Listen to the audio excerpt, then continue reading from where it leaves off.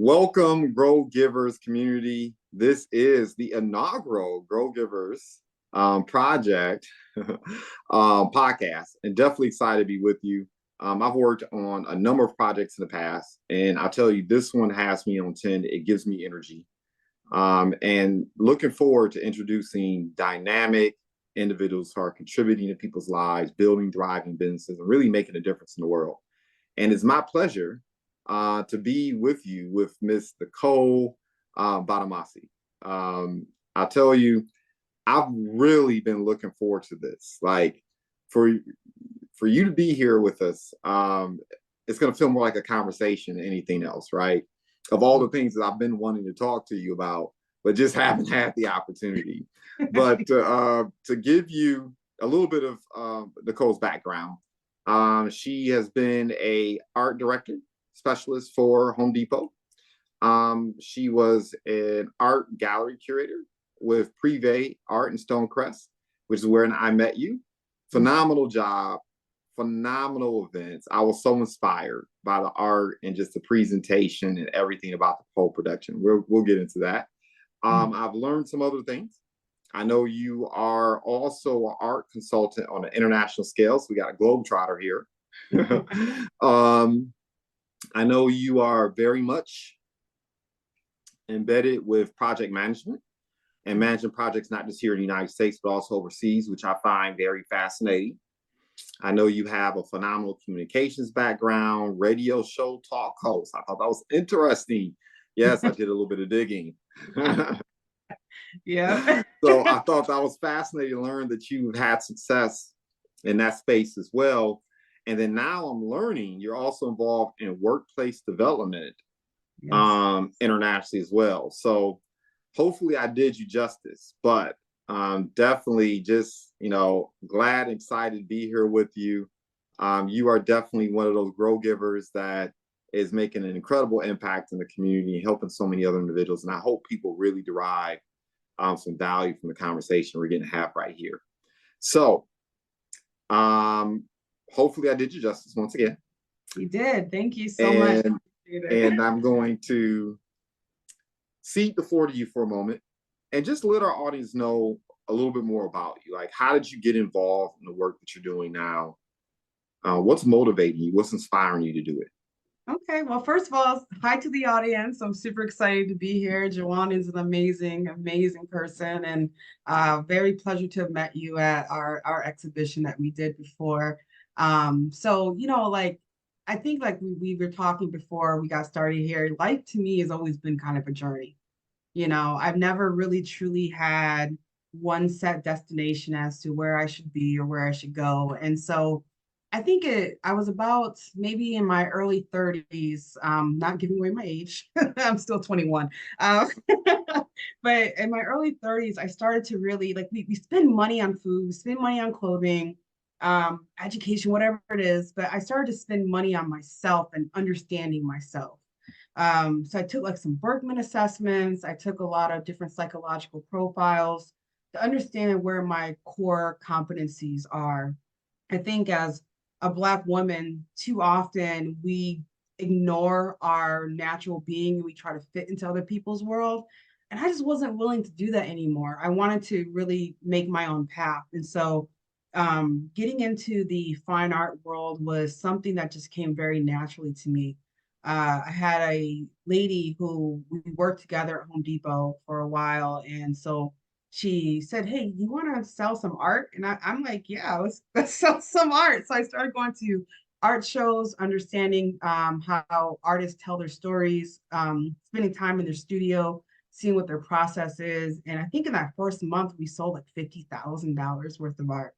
Um, oh yeah, it was amazing. It was such a rush, and I realized like okay, I can do this. You kind of have to have that confidence in yourself, but even more so than that, you really started to understand the beauty that art is able to paint into people's lives. It changes your brain and your chemistry and how you see the world. And so just being around people like Kevin Cole, he's part of Afrocobra. He's an amazing artist, one of the last living members of that organization. And understanding how they really truly put their heart, soul, and being into the work. Everything down from music and how they move and just structures and different juxtapositions and colors. So that's kind of how I got started on the art path. And once I understood that about me, I made it my mission that in my corporate life, because I was doing coding and analysis and stuff like that, I was going to start to do things that's within my natural inclination.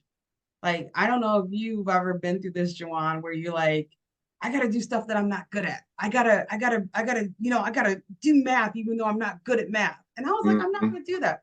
I'm going to build on the things that I'm good at, and I'm going to exemplify those things because those are the things that will come naturally to me where I don't even have to think about it. It just comes to me. I'm not going to force myself into a space that just wasn't made for me. Not everyone's meant to be good at math. You know, there's different types of intelligence. So well, I started to go down that path in marketing at Home Depot, and then became a senior art director where we did like photo shoots and commercials and print ads and looking at color palettes and competitive analysis.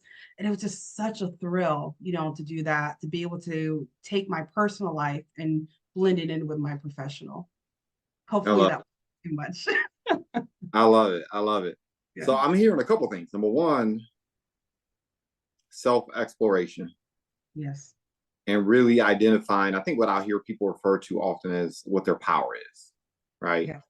What they're really effective at, what gives you energy, what gives you passion, like certain acumen and skill sets you already have in place. And I'm just a firm believer that you typically enjoy the things that you're good at. Exactly. So if you can monetize the things that you're passionate and good at, it always makes for a more satisfactory experience, right? Absolutely. Not just in terms of your self gratification, but also monetarily. Um, I have to ask though, right? My big thing is helping business owners become more profitable. And so, my area of expertise has always been sales management. And Mm-hmm. so my ears immediately perked up when I heard you say $50,000 Mm-hmm. worth of art. Yeah. I know artists who've been in the industry 5, 10, 15, 20 years. They don't sell $50,000 worth of art over the course of a decade. Yeah. Dang, for you to do it in that short amount of time, I just want to hear it. Like, how are you communicating the value prop in such a way where people are willing to cut $5,000, $10,000, $20,000 checks to buy art? Like, what does that sound like? What's the thinking? What's the approach when you are engaging people? I'm so happy you asked that because that's my passion. I'll tell you something. One thing that never loses value, right? You can buy like the best car in the world, a Maserati. The minute you drive it off the lot, it loses like a 10% value in the Mm-hmm. original sticker price, right? Art doesn't lose value. And what we saw during that month is we saw this crazy influx of people buying African American art. What was happening was that you have people who have been collecting art for years, and they look at their art collection and they realize like, oh crap, I have a big gap in my art collection. I have no African American art. I have none of the Americana that tells that story. And so we started to see collectors buying up African American art in spades. I've never seen anything like it. When I go what I really try to do, and this is one of my biggest passions, is I try to encourage African Americans to buy our history through art. It really is storytelling. It really is important for us to support these artists. I mean, starving artists is not a word for me. Art will never lose its value. It will always go up in value. You'll never lose anything. And so, one of the things that a lot of people have been doing, they've been buying art for decades. And you have to start to realize, like, why are we missing the buck here?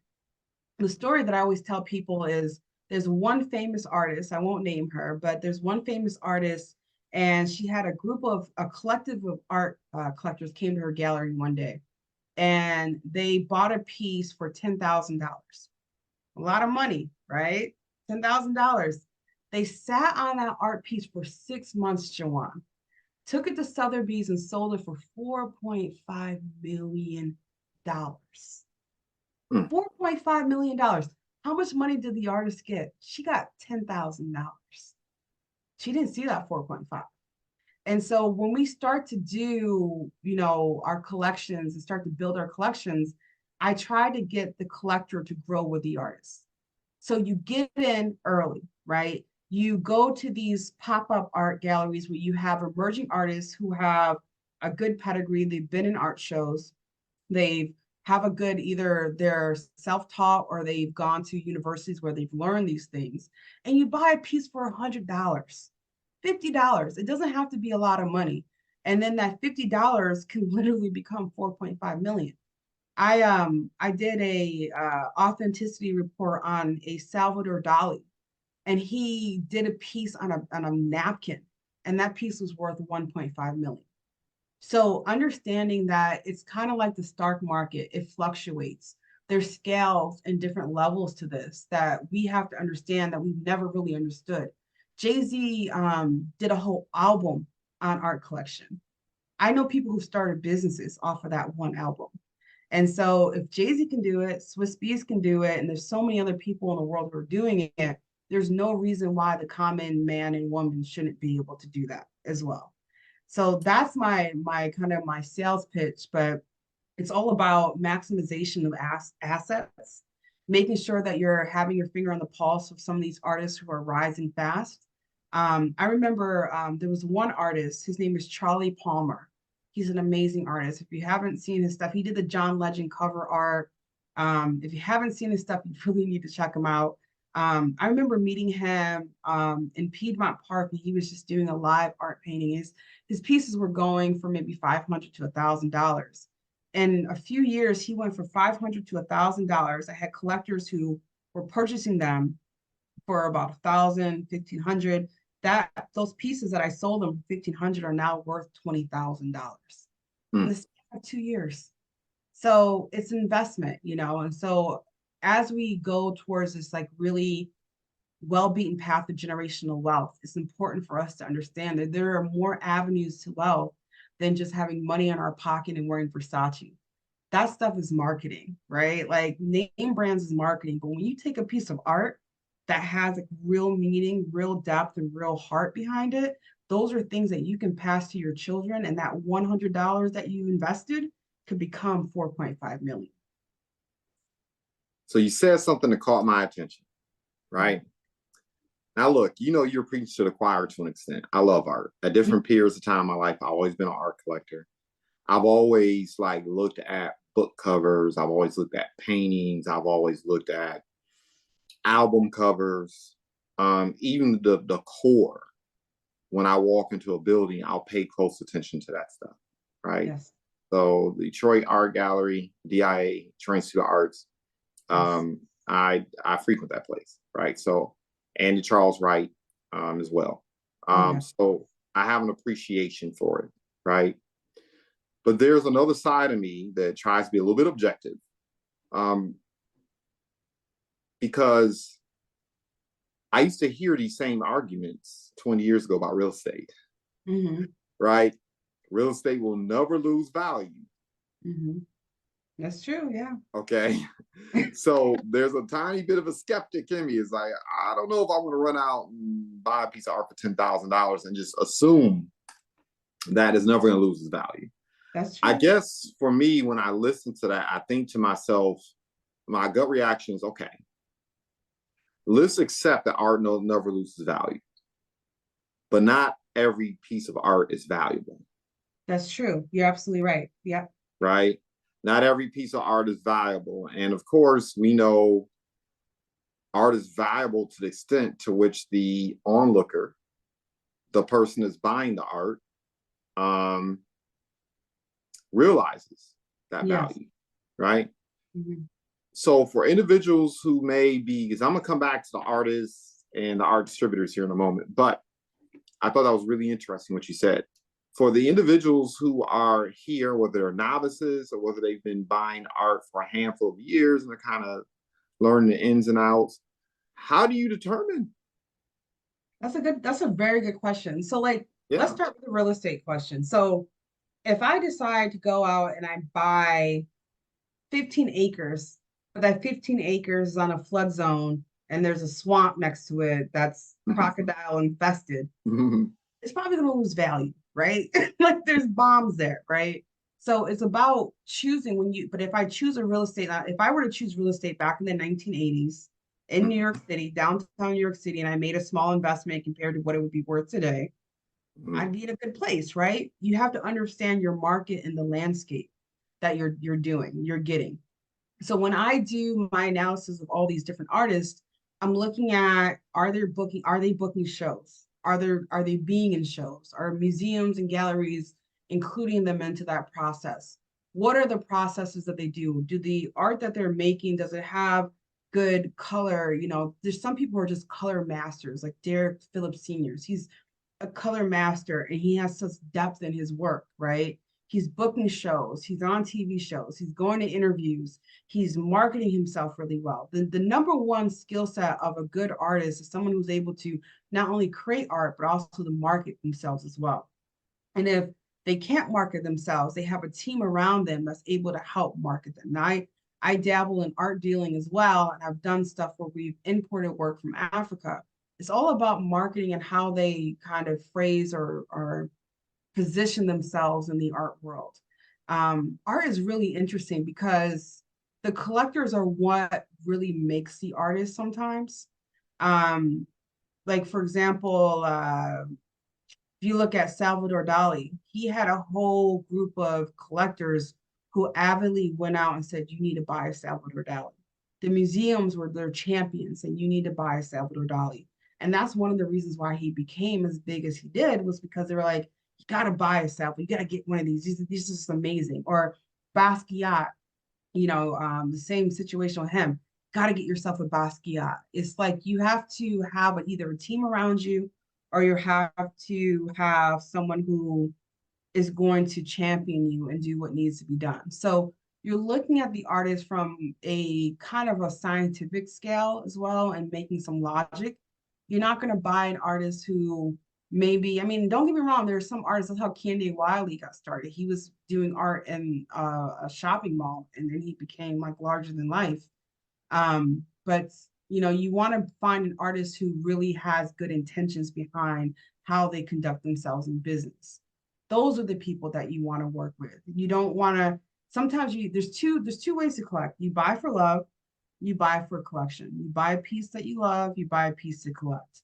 So there's two different ways to look at it, right? There are pieces that I love that have very little value that I've gotten from Africa. There are pieces bought that are actually for collection. Like I know I have a few Kevin Coles, I have a Larry Walker, and I know that those pieces hold value because they've been in those circuits. They've done the work. They've marketed themselves really smart in how they navigate their collectors, but also just their work ethic. Those things are really important. So find yourself a really good art dealer who can make recommendations to you and say, okay, you know what, this artist is really hot. I went to every year in Atlanta, they have this show called Articulate that they do at Mason Fine Art Gallery. And it's all emerging artists. You have like people like Ruby Chavez. She's absolutely amazing. She does a lot of Americana and does like stories on Latino, the Latino culture, African American culture. And so I was able to get one of her pieces. You buy those type of artists because you know that she's a hard worker. You know her work is being displayed in whether it be TV shows or on book covers or cover art, whatever that may be. And so that's how you make a logical, informed decision. Art is a science. It's a balance between the two. Yeah. So I'll tell you the one thing that stood out to me more than anything else, because I think about this a lot, right? Mm-hmm. When I look at artists who are struggling versus those who aren't, or, because I operate in the B2B space, I oftentimes have artists come to me and talk to me about what they can do to be profitable. And, for me, I look, business structure, accounts payables, accounts receivables, protecting your intellectual property. I know that's another discussion altogether. Oh, that's a totally different discussion. Right? These types of things, like I can help you with that. But in terms of the business of becoming a known commodity where people are willing to pay top dollar, I was like, look, you need to really find a consultant to do this. So Yeah. I'm hearing a couple things from you. Number one thing that I'm hearing, if I were to be an aspiring artist, I love the fact that a lot of it, just like most businesses, has to do with hustle. Yeah. It's true. That's what I'm hearing through and through. Yep. You are making the rounds. You are making sure that your art is being displayed. You're making sure that people are aware of who you are. Yeah. I'm hearing a little bit of gatekeeping too. The art dealers, you got to Yep. be in their ears, in their face. The art dealers, the individuals who are curators for museums and galleries, you have to be willing to pound the pavement and politic and go hard in the paint. That's It's right. not like you're going to create something wonderful and beautiful, and just because it is, Yeah. you're going to know. That's what I'm hearing. You're Right. absolutely right. Some of the best artists in the world you probably never seen before. Right. Probably never seen their work because they didn't do those things. They just wanted to create art, which is nothing wrong with that. But Right. you don't become a household name if you aren't willing to do those things. You really have to be an entrepreneur, a really Right. strong entrepreneur to be an artist. And Absolutely. that's the part that I gathered from working with artists, not just we're talking about images, but I mean, even music and poetry and books. That's something else you said was really interesting to me. Like, as I begin to listen to you in terms of your value prop and how you communicate to people to get them excited and enthused enough to make a buying decision. As I was listening, I was thinking, this pitch is very similar to the reason why people buy books, Hmm. right? Art is like a narrative. That's right. Art does tell a story. Like, I know a lot of people buy art just, oh, this is beautiful, this looks attractive, this looks good. But hidden behind it is a story. There's a narrative, either the artist's narrative or story, or the narrative of the story that the artist commenting on. That's right. Um, And you know what's I just to add into that, they art is really unique because it's first of all, it's one of the original forms of communication. It's ancient, yes. right? Like you go to caves, you got animals on the rotunda or wherever you may be, like they're drawing what they're seeing. Mm-hmm. But not only that, art tells history.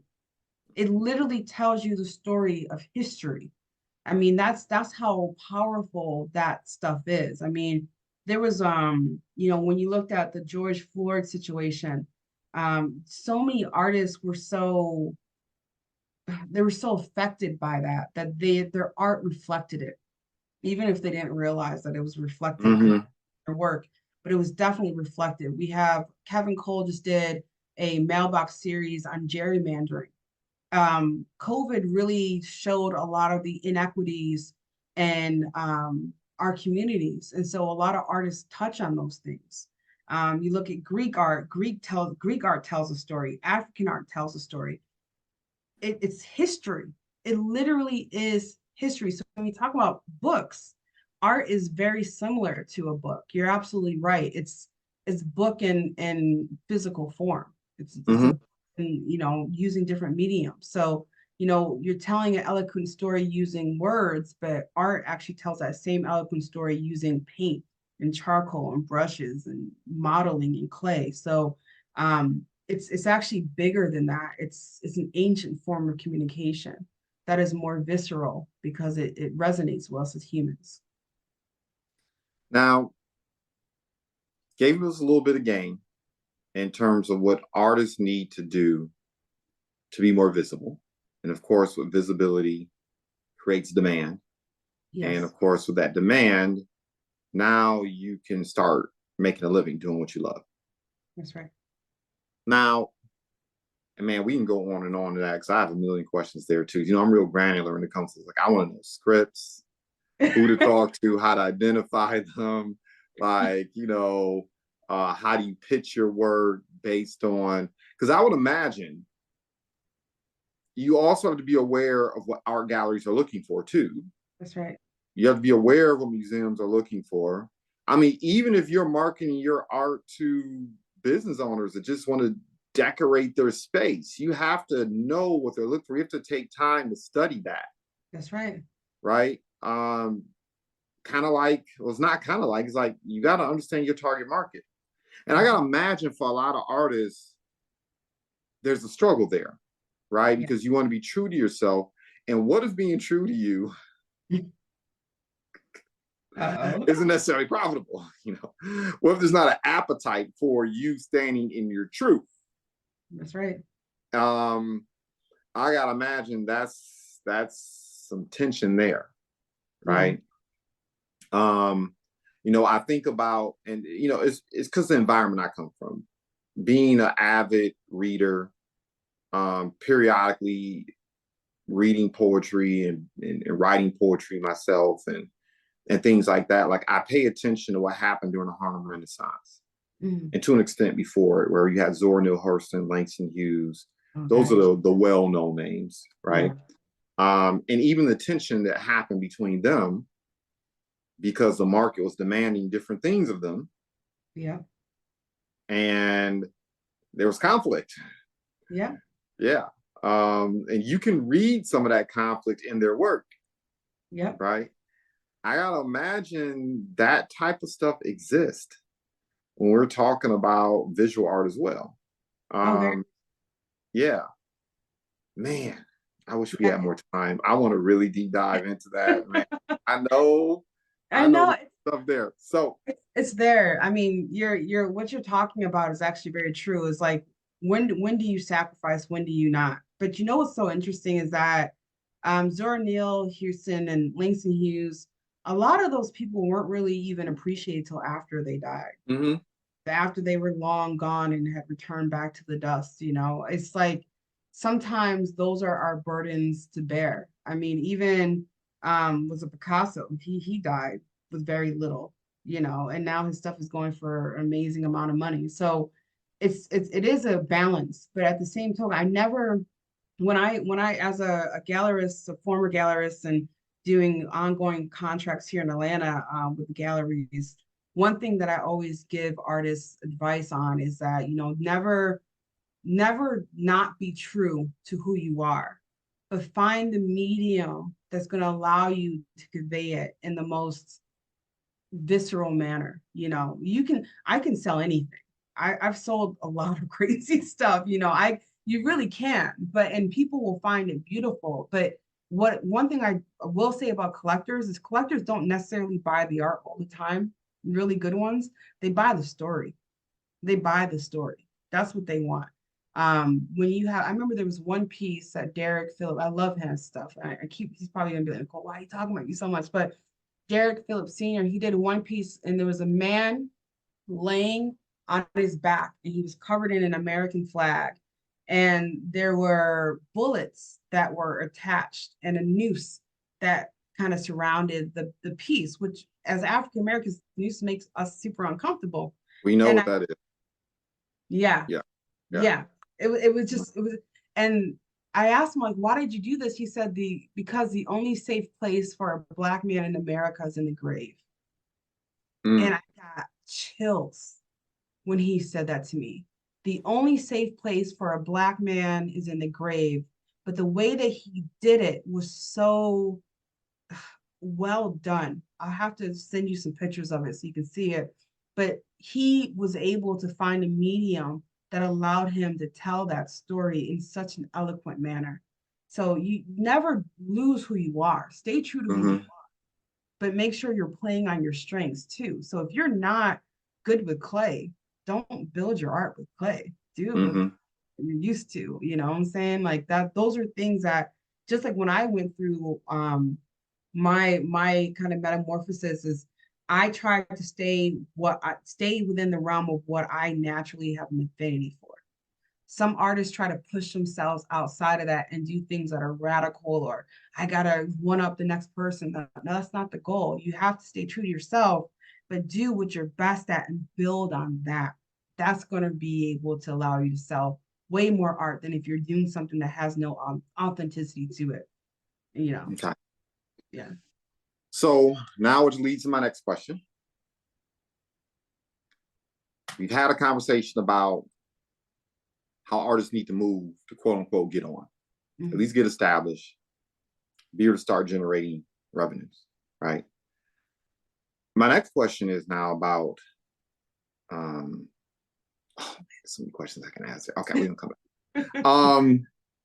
Let's You have go. no idea how excited I Really am this, because we like, could do this. I can't do this for as long as I like, but I mean, I have like 2 hours of questions. So I'm trying to get into ones. All right, so how can artists? There's one thing to be in the marketplace generating revenues. mm-hmm. It's another thing to become a player in the market Mm-hmm. and be able to have more agency in curating an environment that is more receptive to art, your work, or the genre of work that you do. Mm-hmm. Right? Because there's a game behind the game. There's a game the artists have to play. That's right. Yeah. But there's also decision makers, taste makers. Yeah. There are individuals who have a lot of control and agency, even, dare I say, manipulating the market in such a way to reward one genre of artistry as opposed to another. That's right. Right. And I know it breaks down even ethnically and culturally and every other which way, right? Yeah. Politically and otherwise. I guess the question I will pose again is, how do artists influence that? So that's a really good question. And, you know, I've only met a few artists who've been successful at it. I'm gonna be Yeah. honest with you. It's one of those things where it's just like the stock market. Like, so for example, Elon Musk is able to do cryptocurrency fluctuation just based on a Twitter. You know, he Mm-hmm. makes one tweet and people are like, gotta buy Dogecoin, you know, and then that goes tank and he's like, I'm not buying Dogecoin anymore. And then that fluctuates the market. But there are ways for artists to be able to get ahead of it. And it kind of goes back to what you had previously said, is that you need to connect yourself with the right people. The art world is actually a very small, tightly knit group. In every city I've been to, the same artists fluctuate, the same artists are at the events. But the people Mm. who you think have no credence, or the people who you think may not be a big player, are probably the ones that you want to talk to, which is crazy. In the art world, you never really truly know someone who has the pull if you don't give them a chance to have those kind of conversations. Mm. So say for example, you have, and this is actually a true story. There was one lady, the first piece of art I sold was to a lady named Sharon. She worked with me at Home Depot, and I sold her this little piece for like $500, a small little piece. And she, from her one sale, she was able to get an additional 10 sales from her one sale. She went and told her mama, she told her daughter, she told her sister, she told all her mama and them in Alabama. And people are like, I want one too. And Nicole, oh, I got a great art deal. And Nicole, go ahead. And like that really will blossom your, you know, your collectors are your base. They're your fans. They're your, you have to have a mentor and you have to have a champion. A mentor is going to teach you the ropes, but a champion is going to be the one talking about you when you're not in those rooms. They're going to be the one saying, oh my gosh, I just got this amazing Kevin Cole piece. You've got to get it. And so when you collect a piece by an artist, the collector has more skin in the game now, right? So they're going to do everything they can to buy more of those pieces. So I have a Kevin Cole, right? So I want everyone to buy a Kevin Cole piece. I do, right? Because if everyone buys a Kevin Cole piece, and that piece goes up in value for me. And so it's important to make sure that you are paying attention to those first time collectors, the people who you don't think, who aren't going to drop $10,000 in the sale, the one who's dropping 100, 200, $300 in the sale.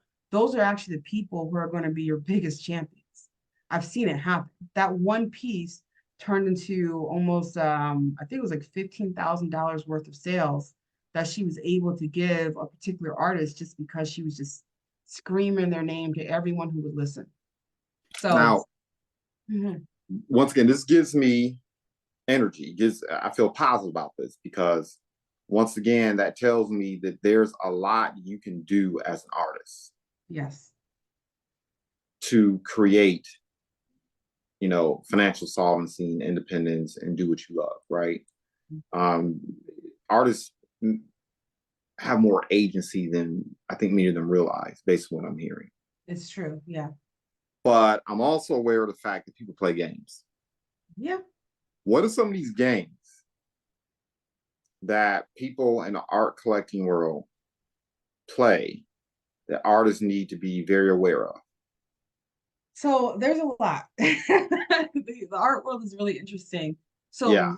one of them is, and I kind of mentioned it before, is that you'll have collectors, they'll do cohorts of different collectors. And this is like one of the games that they do very often is they'll get maybe like 10, 11 people and they'll do like a fractional art purchase. And that means that everyone will put, say you got like a $10,000 piece, everyone puts in a certain slice of that money, depending on how many people are putting money into the pot. Yeah. Artists will only get that small slice of money. And there's ways to do this. You can do contracts to say, you can't sell this piece of art for a certain amount of time.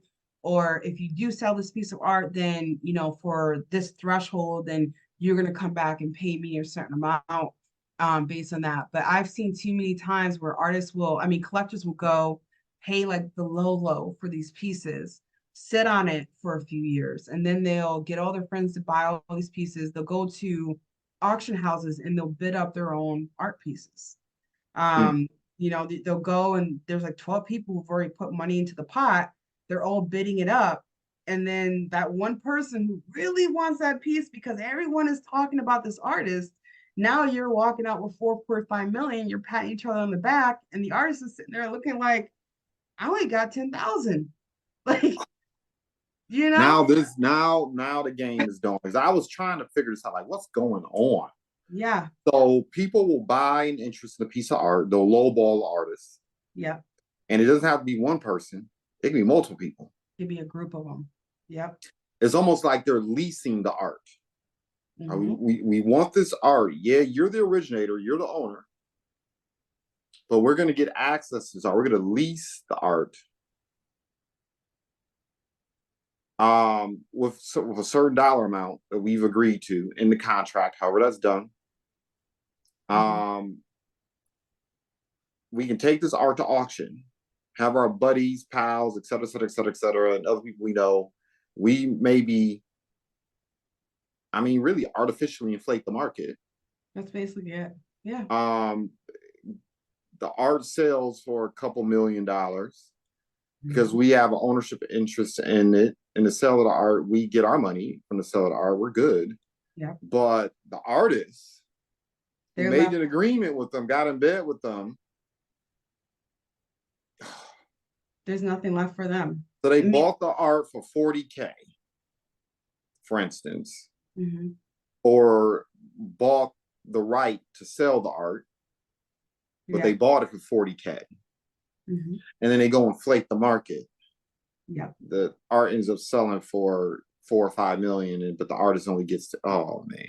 Yeah. It happens so often. Oh, That's how they can control it. I hope I told all the secrets. This is like a Shannon Sharp Club Shay Shay. But I do like that. That happens. I've actually met a lot of artists that this has happened to. It's like flipping a house. You buy a house, the low, and then, sometimes you do it in a quality manner and you get your return on investment plus, 150 or 300% markup. It's the same thing with art. You'll buy a piece of art and you can flip it and get like a 300%, 400. Sometimes it's way more than that astronomical markup based upon how you're able to manipulate, fluctuate. And it depends on who the collector knows. Who knows if this collector doesn't know the director of Sotheby's? You know what I'm saying? They get mm-hmm. some showing at Sotheby's and inflate this whole thing. So it happens a lot. And I see that a lot. And in my heart bleeds for the artists because they're struggling to pay their bills. They're struggling because this is what they love. This is their passion. They're struggling to pay their rent, and you have people making millions off of their hard work and intellectual property. Yeah. Um, that's why one of the things that I'm really kind of gung ho about is creating, a transparency portal where you see how much these pieces were, the provenance, looking at the provenance is very important. Seeing how much it was originally purchased for. Okay, Um, so but the individuals who are listening who may not be in art, define that. So a provenance is basically like a record of how much this piece was sold for, where it's been, what shows it's been in, what museums have held it, who's leased it. You basically get a whole historical record of the art piece. You see exactly where it's been, what it's selling for. It gives transparency to the piece. And so you're able to do like fractional markups based on that provenance. So say Mm. for 10,000, and then you go to the next person. Oh, I want to sell this piece. So how much you pay for it? Well, here's the provenance. Pay $10,000 for it. I'll tell you what, since they've been in 10 more museum showings, they just got an award from the High Museum. I'll give it to you for 25. It's fair because just being in those shows, you kind of padded the value of the pieces and you're able to equitably sell that for that amount. And in a way, it actually does reflect really well on the artist because now that artist knows that that provenance has been marked up and they can sell their pieces for 25, 30,000 now because I just sold a piece for 25, $30,000. So now the artist is able to sell it for that markup as well. So there's ways to do it, but you have to be really savvy and understand exactly what you're doing and how you're doing it. Okay. So, rudimentary question. Mm-hmm. I'm an artist. Mm-hmm. I create a piece of work. You said something caught my attention. You buy that piece of work. It's not like I can turn around, or maybe I can, and have duplicates of that piece of work. Ooh. Ooh. Yeah. Yeah, So now as that so as an artist, I have to first make the rounds, build the value. But once I sell that piece of art, to have multiples of it deflates the value. it does. So I have to cash in on this art before it gets to the final purchaser. That's right. I got to build the value as much as possible. Yep. Okay, so That's a I think that's a good one. I think I just indirectly answered the question, but I want to hear what you have to say. No, you definitely did. Prints can be detrimental. It depends on how you do it. I've Mm-hmm. seen prints like you have like maybe a limited edition of five. Only five of these will be made.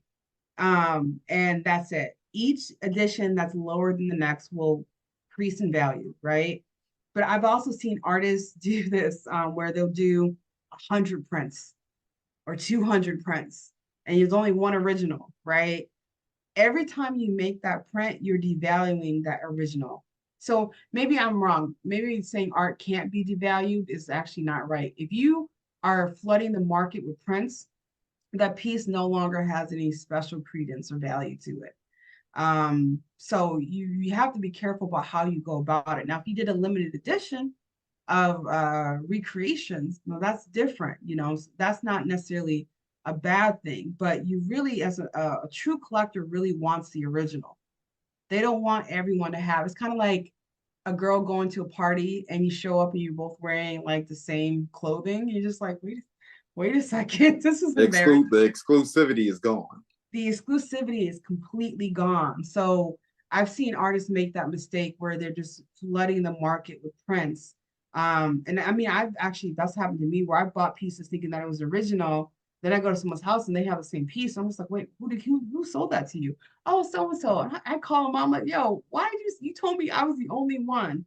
Um, and so when you do that, it tanks it. So you have to be very intentional about how you are recreating your work. It's originals are always going to be the creme de la creme.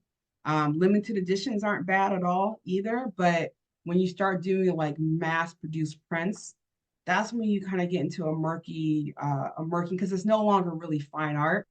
It's more commercialized art, right? Mm-hmm. It's more something like a poster that you put on your wall. It's not the same stuff. And I've had you don't know how many times I've had people come and they want to get appraisals of pieces and they're basically just posters And I feel Mm. so bad. And these are people who have held on to these pieces for years and years. And I feel so bad to tell them, like, look, it's actually just a print. This is not the How do original. you, but how do people get caught up like that though? Like when, you know, when I was buying art years ago, I knew the art gallery owners.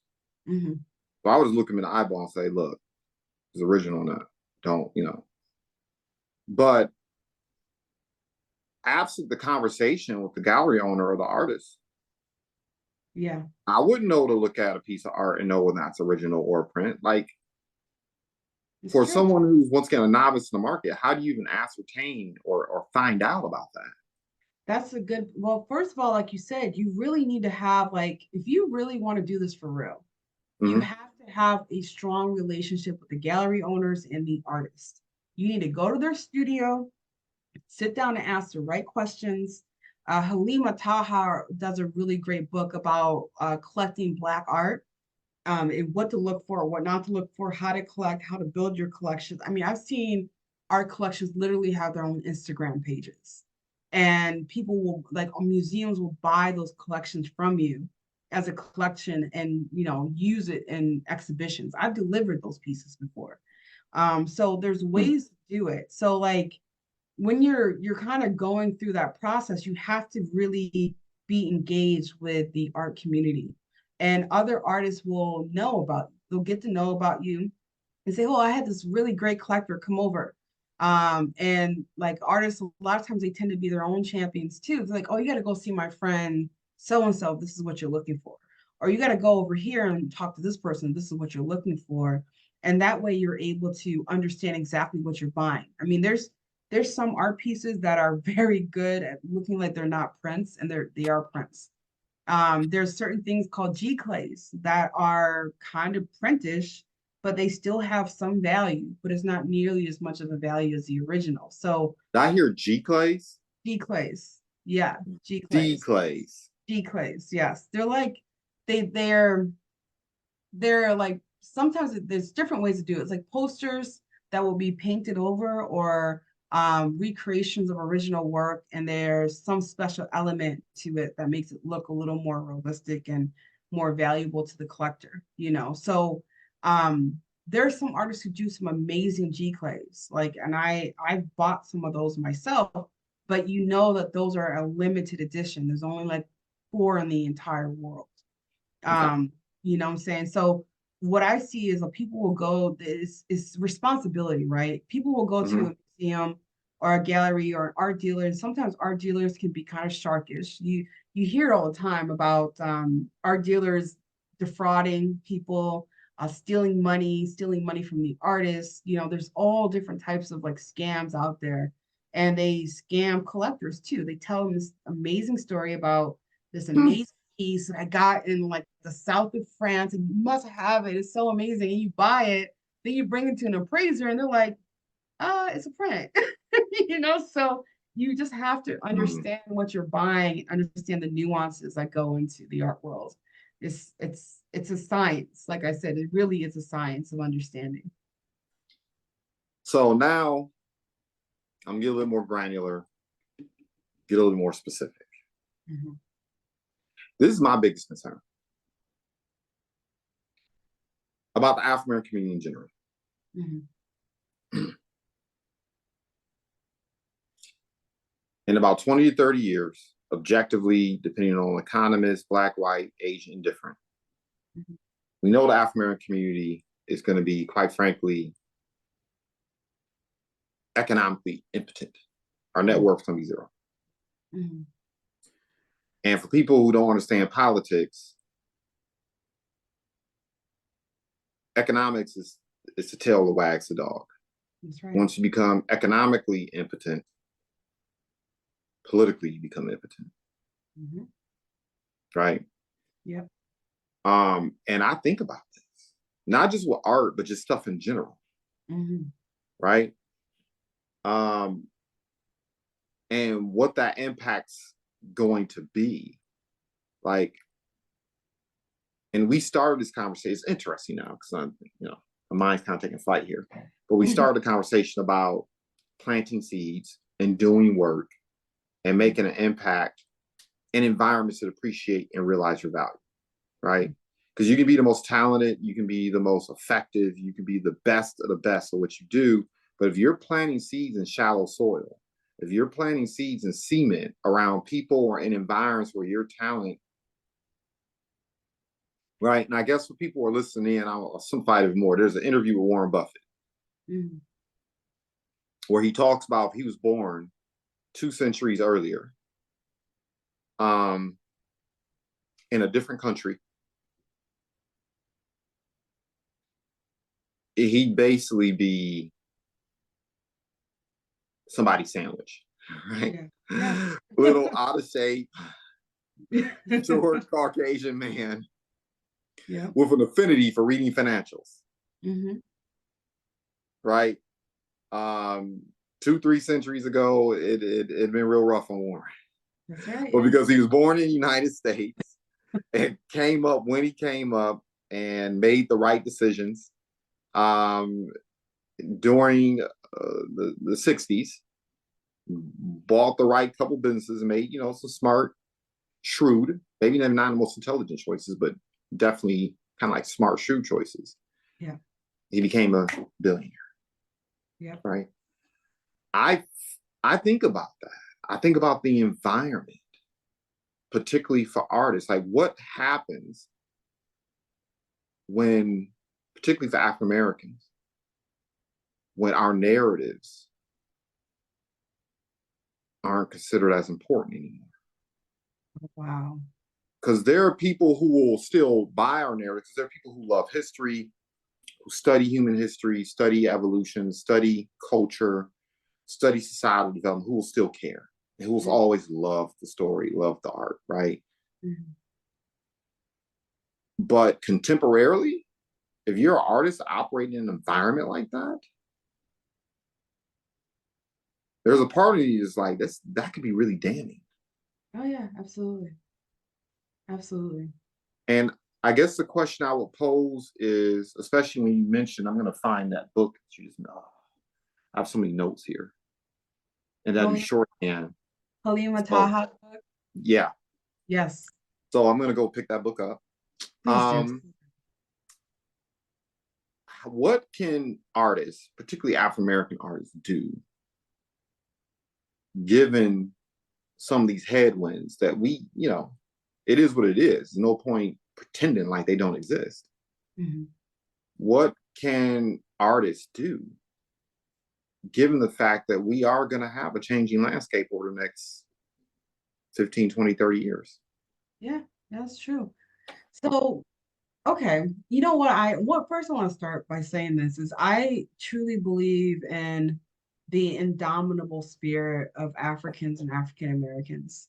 There's something special about us that even when everything seems like the chips are down, like there's no winning, somehow we find a way to persevere. I truly believe in that. I think that the demographics in the US is definitely shifting. I think what was it, the year 20, I think it was like early 2000, 2018 or something like that. There were more minorities born than there were non-minor. Well, I don't know what non-minority, but like that's African and Hispanic. To be honest, I hate to even use that word. I use the word minority. Because we're a group and we are not super majority of the population. Yeah. But it's like when you look at the population of the world, we are the largest population. We are the majority. That's why I'm saying it's deceptive. It's a deceptive word that they use when they call us minorities, because there are more Black and brown people on the face of the earth than anything else. Like Nigeria alone is one of the most populous countries in the world. I mean, you're talking, and I spent a considerable amount of time there. I mean, you're talking massive amounts of people that, if the demographics keep going the way that it's supposed to be going, there will be more Nigerians and Chinese people. That's the rate of growth. That's insane when you think about it. Oh my gosh. And everything points to that. So back to your original question, I do believe in our indomitable spirit. And the thing is that this is a story that has been baked in history, right? You have things, and I think like I hate bringing up this movie, but like Black Panther, when he went to the museum and this woman is telling a story about this ancient sculpture, and he's like, nah, you got it all wrong, like this is not the story. And that's like real. That movie is based on some real strong political and social economic points that we need to start to take advantage of and understand. We have to own our own agency. We have to own our own intellectual property. Too often do we give it away for free. We give it away. Like you look at some of the major brands like Louis Vuitton and what's the one that has Prada? Those were like We well, African textiles. yeah, I mean, people, our culture, spirit, whatever synonyms you want to use, we still move the world. Exactly. Yeah, I would agree with that. And I Yes, guess a really good way of thinking about it, right? Regardless of what may be transpiring here in the States, on a world stage, we still move the world. exactly. That's why I'll Uh, give you one word too to add to yeah, that. Sankofa. Have you yeah, heard of yeah, that word before, yeah. right? Hmm. That's really what it is. Like we're at, and I'm part of a lot of these conversations, we're at this really interesting precipice in history where African nations and countries want African Americans to come home. They want us to come home. This new Pan-African movement is a real thing. We're starting to Is it see new? it's not new, but it's Okay. different. It's Yes. different, right? I Talk to mean, me. I want to hear this. I okay, know we're well, veering off. We're going off the rails a little we're bit. gonna I think it's an important discussion because I think it does have an impact on art it does. and just economy, period. It does. So talk to me. What's different about it this time around? So, okay, so the case study for Pan-African movement is like Liberia, right? Didn't go Yes. well. Mhm. It really didn't go well. You had freed slaves or African slaves go back to Liberia, and then they became the ruling party, caused a whole bunch of internal conflict. But there's a humility that I'm seeing in African Americans and a strong desire for true partnership. They want to learn from Africans. Like we can't continue to operate on this plane where we're like, well, we're African Americans, we know everything. That's not the case. It's not the case. We have so much to learn from our ancestors in Africa. When I went to Nigeria, I went over there with this really messed up mindset where I thought that the American way was best way. And that's just what it is. And I went over there and from the way that they eat their food, the way that they wash their clothes, the way that they commune amongst each other, the way that they tell stories, the depth of their words, the fertility, like it's such a fertile, like they're having twins, triplets, women having babies at 70 years old. I'm like, wait a second, we're doing something wrong. It's us. You know what I'm saying? It really was a interesting process. Is so when I go to Africa, I go with humility in mind. Mhm. I Mhm. go with humbleness and I go with Yeah. partnership. I want to learn. There's a program that I'm working on in Tanzania where we want to send artists over there to learn from those artists about ancient ways of doing things. And we want artists to come over here and learn the business so that they can be economically able to profit themselves in their own country and also create marketplaces over here in America. The difference for me is that we've done a lot of stuff, Juwan. We have Mhm. shouted, we have burnt down cities, we have picketed, we have done walkouts, we've done everything.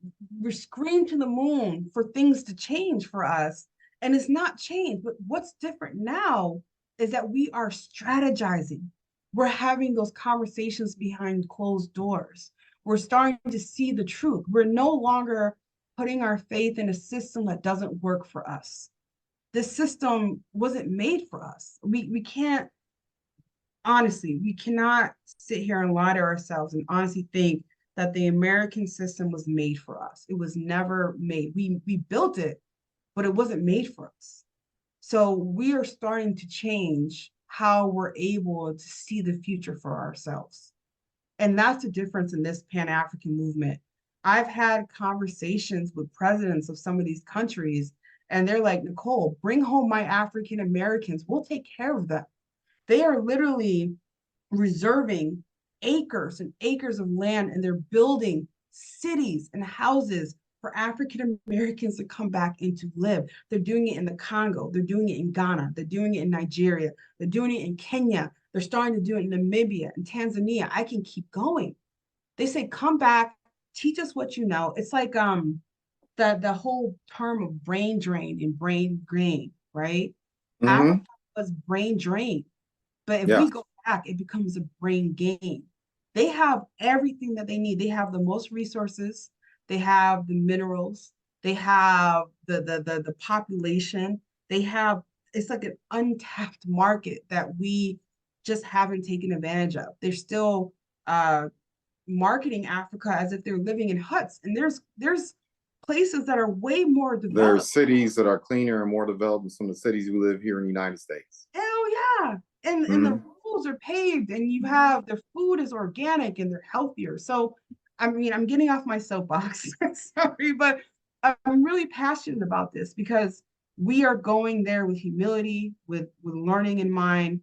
And the way that this translates to the art world is that there are ancient artifacts in Africa that's never left. I've seen it with my own eyes. I went to Mama Nike's gallery in Leke, Nigeria, and she took me to this room. And the room was nothing but artifacts. I've never seen anything like this before, Jawan. Mm. Our history that they've been hiding from us. The Nigerian government doesn't allow it to be exported, but she let me see these things that I just didn't even think existed in our culture. They had Africans wearing like China and Japan, they have those hats that they wear. They were wearing those in Africa way before it was something in Japan.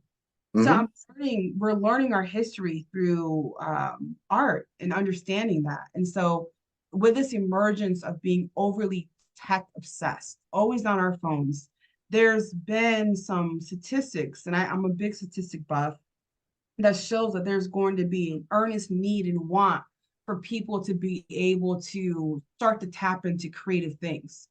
That's like one of the top 5 things that people are doing. So art, culture, history, all those things are going to be in more demand than we've ever seen before. So You there said art, culture, history.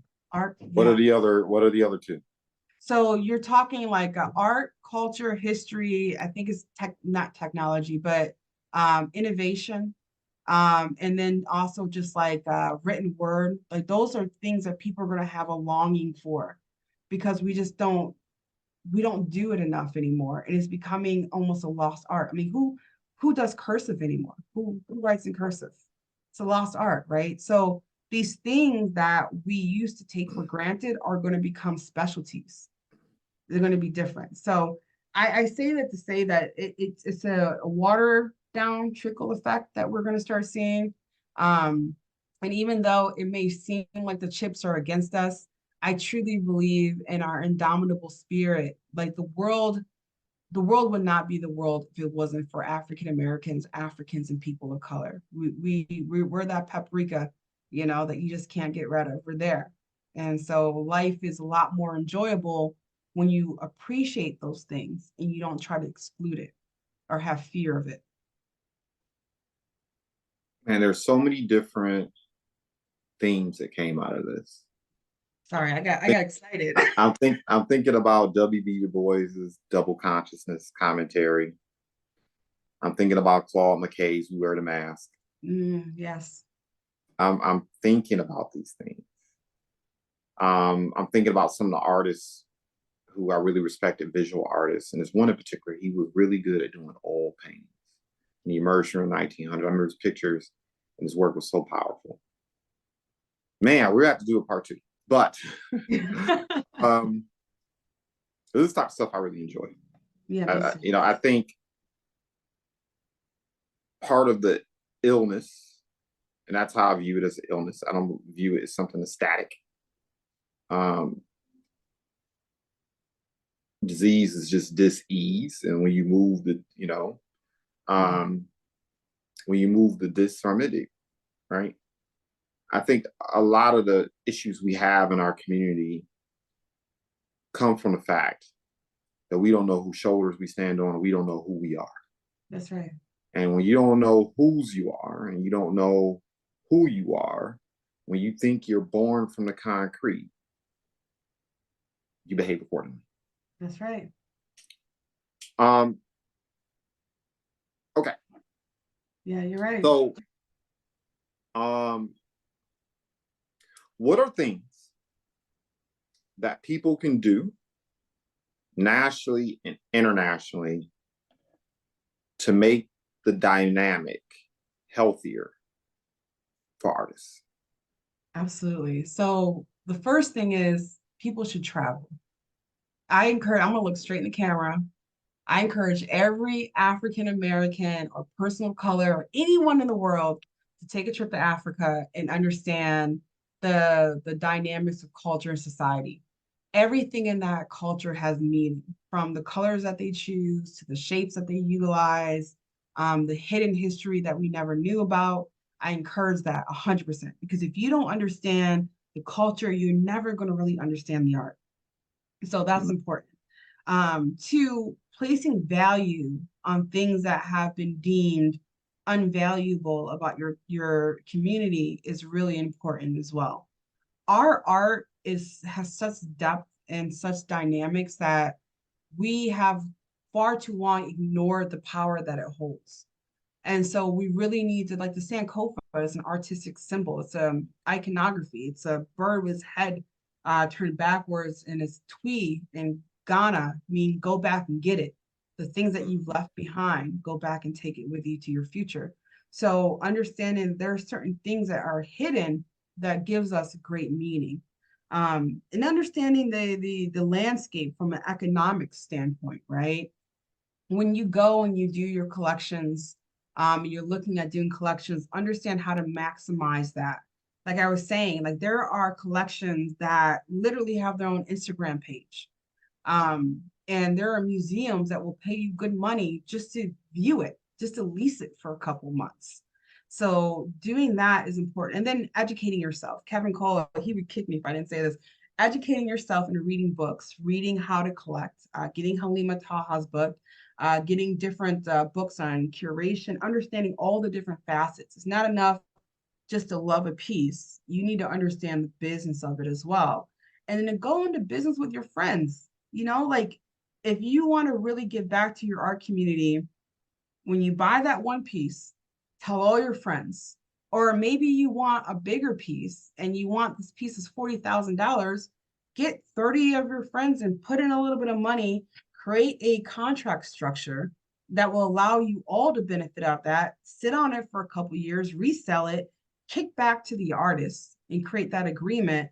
And then you're able to do that. Now, another thing that I think people don't realize is art is really used for gentrification. I don't know if you've noticed this, Joanne. Have you seen it? Right? You go to these places, always you got these murals and you got painted bikes on things and all these little sculptures and stuff like that. And then all of a sudden it's gentrified, right? Mm-hmm. We need to stop doing that. Let's make our own communities beautiful with our own art. One of the things that I love about what Kevin does, and I encourage you to learn about Afrocobra, what they did was revolutionary in the sense that they went and they painted positive affirmation of African American life on buildings. Anything that they could paint on, they painted it. And it was such a threat that the FBI actually investigated them. I was Because, getting ready to say, yes, I mean, I know the type of tension that type of effort brings. yeah. I mean, positive affirmations of a father. And the thing is, statistics are going to lie to you sometimes. Most Black men are there for their children. Oh, don't get me started. Yeah, forget what the haters say. Most Black men are there for their children. It's not what people think it is. So I think that really understanding and influencing your community in a positive manner is extremely important. Those are the things that I think are vital for our successes, and making sure too, our stories are important. So when you go and you have that conversation with your grandmother, your great grandmother, your aunties and your uncles, taking that information and holding it dear and holding that as a central part of your history and your culture and passing it down to your children are important. Matter of fact, take that story, go to the artist that you love the most and have them do a piece for you based upon that story and make sure they get it right.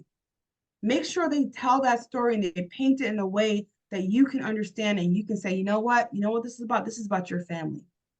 And make sure that that piece has value. And then your history and your story becomes economics. That's It's so so that's so fascinating what you just said. I couldn't help. I got excited. I was like, why don't we do that more often? people don't think You have about these it. people who are writing books. The creative artists, the visual artists have to eat. Mm-hmm. Use them to create fantastic work. Yep. You take that work, you promote your book. At the same time, you're feeding the artist, Yep. but the artist is giving you a piece of work that can be forever identified with your literary production. That's right. And it can't be. And it's insane that I don't hear about that happening enough. That is, to me, that's so like synergistic. Like that Yeah. just happened automatically. Yep. Wow. Okay. Yeah. Yeah. All I right. mean, it's there. It's there. Okay. Um, what are the 3 books or even 3 podcasts that you are consuming where for individuals who are interested in art, interested in supporting artists, that have made the biggest impact for you personally or professionally, or that has fed your passion? Absolutely. So I would say Halima Taha's The Art of Collecting Black Art is like probably one of the most powerful books I've ever read because it's actually like people just don't do what she's done. It's just being able to focus on African American art, how to buy it, how to understand the market strategies is really important. So that's one. Another one is Why We Buy. I don't know if you've seen that one. Basically, it talks about the buying habits of people just in general, not from a cultural or social economic standpoint. They look at it and why do people buy? It's like a It's the market, behavior. it's a behavior, it's psychology. And not only does that benefit the collector, it actually benefits the person buying the piece. And Mm-hmm. then the other one I liked is Art That Changed the World. It's a piece, and it's called, so I actually had to screenshot it because I want to get the name right. For Art That Changed the World, transformative art, movements, and painting that inspired them.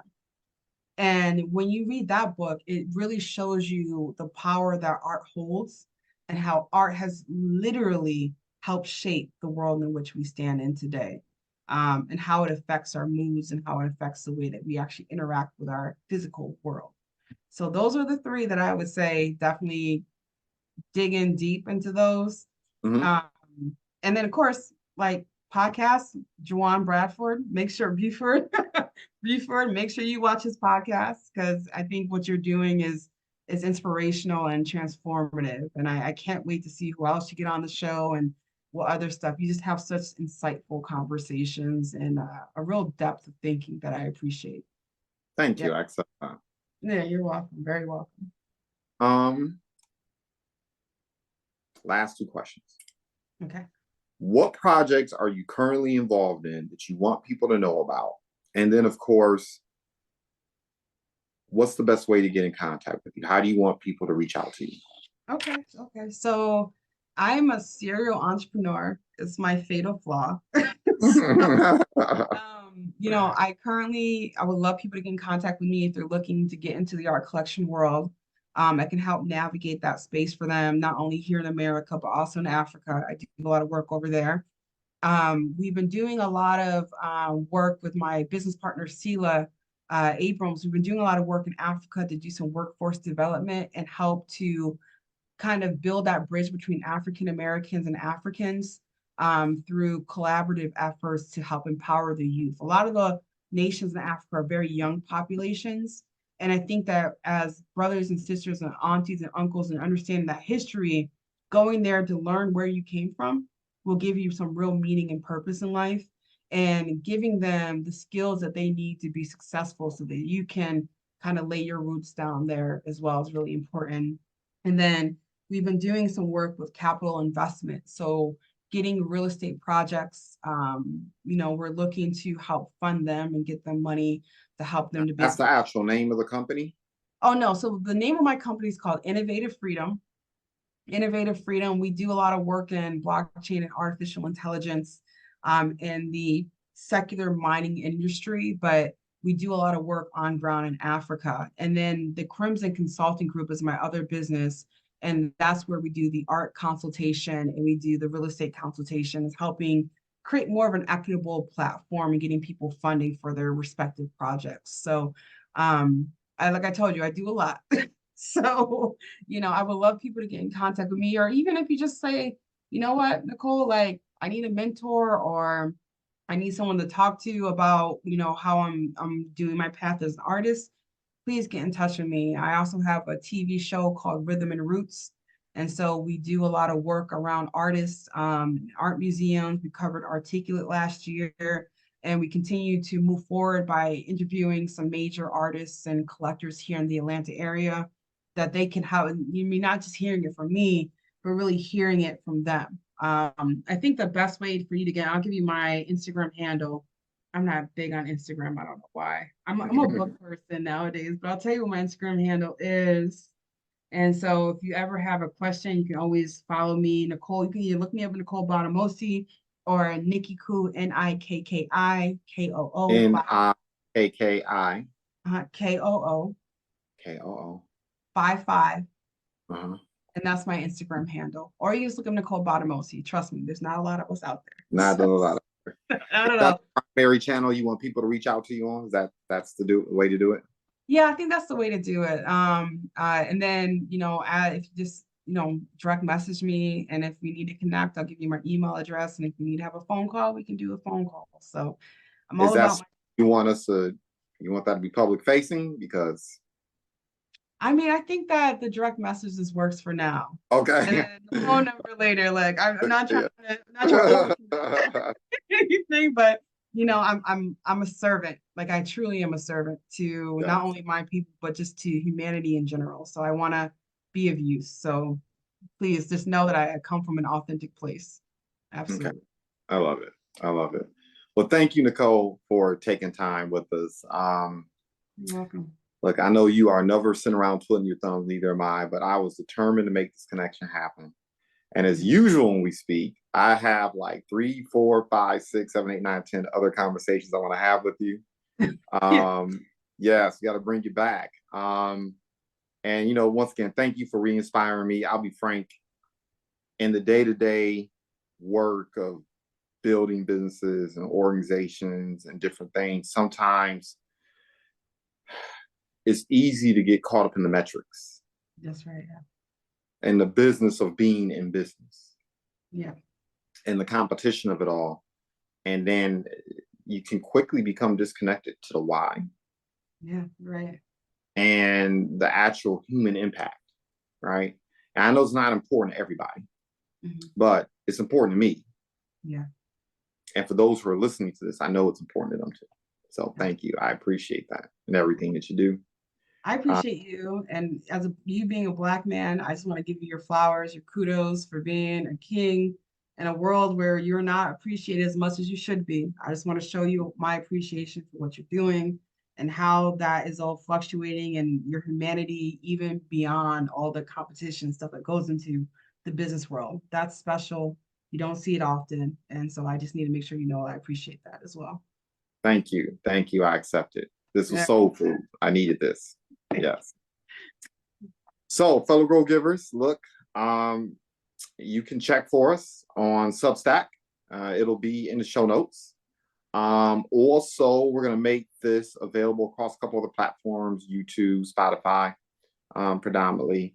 But yeah, definitely check the Substack channel and you will see it posted there and it will be in the show notes. And as always, I like to remind people that the world was not necessarily built by exceptional people. It was built by everyday people who were willing and courageous enough to go out and do exceptional things. Go out and build something. And thank you for your time. Sharon's caring. Of course, hit the like, smash that, and let the algorithm know we're cooking up some good stuff here. Everybody, goodbye, and we celebrate success in advance.